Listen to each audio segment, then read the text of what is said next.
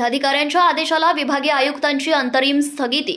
पुसद, सरपंच आणि इतर 2 सदस्यांना जिल्हाधिकारी यांनी अपात्र घोषित केले होते।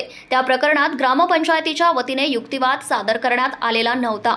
सरपंच आणि इतर 2 सदस्यांचा जबाब न घेताच जिल्हाधिकाऱ्यांनी आदेश पारित केला व वकिलांनी एकाही तारखेची पूर्वसूचना सरपंच व सदस्यांना दिलेली नव्हती असे स्पष्टीकरण देत आदेश पारित होईपर्यंत सरपंच आणि इतर 2 सदस्यांना याची कुठलीही कल्पना नव्हती। परंतु ज्या दिवशी आदेश आला त्याच दिवशी विभागीय आयुक्त यांच्याकडे युक्तिवाद करून आपली बाजू व्यवस्थित मांडली आणि जिल्हाधिकाऱ्यांच्या आदेशाला स्थगिती मिळवून घेतली असल्याची माहिती ग्रामपंचायत सदस्य यशवंत कोल्हे यांनी दिली आहे।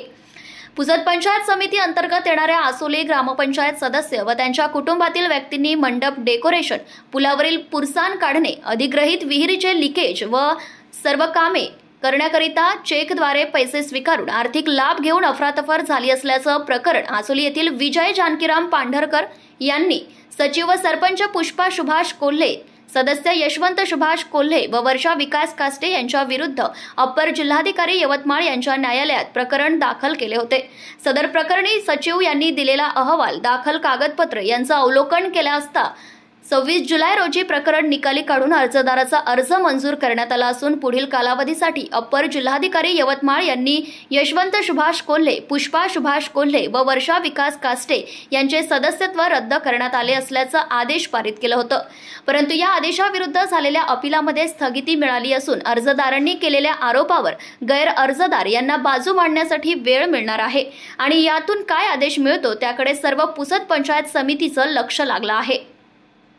ज्या चेक संदर्भात सदर प्रकरण आहे त्यात कुठलाही भ्रष्टाचार झालेला नाही। वास्तविक मध्ये ते सर्व काम झालेले आहेत।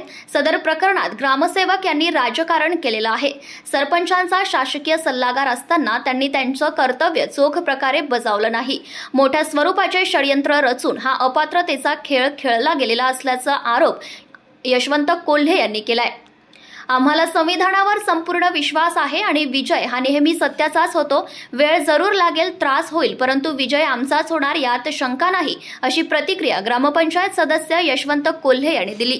जलजीवन मिशन योजनेच्या भूमिपूजनाचा सोहळा आमदार इंद्रनील नाईक यांच्या हस्ते पार पडला होता। कार्यक्रमाचा खर्च एकूण 4600 रुपये एवढाच करण्यात आला होता।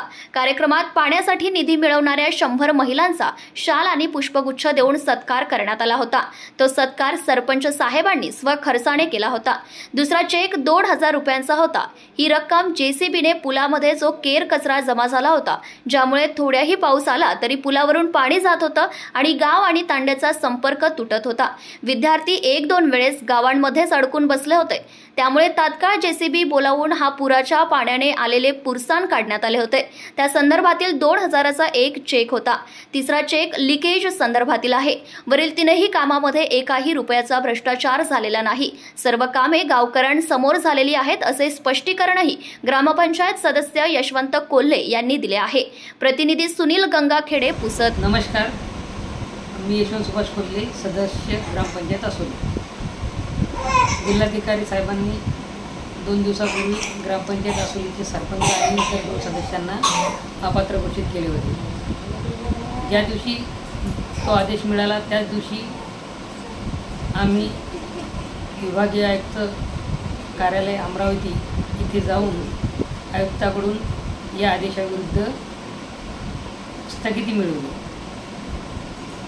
नैसर्गिक न्यायाच्या तत्वाने आम्हाला आमची बाजू मांडण्याचा अवधी जिल्हाधिकारी कार्यालयामध्ये मिळाला नाही। त्याला कारणही तसेच आहेत। जो आम्ही वकील लावला होता त्या वकिलांनी आम्हाला कुठलीही पूर्वसूचना दिलेली नव्हती। त्यामुळे आयुक्त साहेबांनी आम्हाला ताबडतोब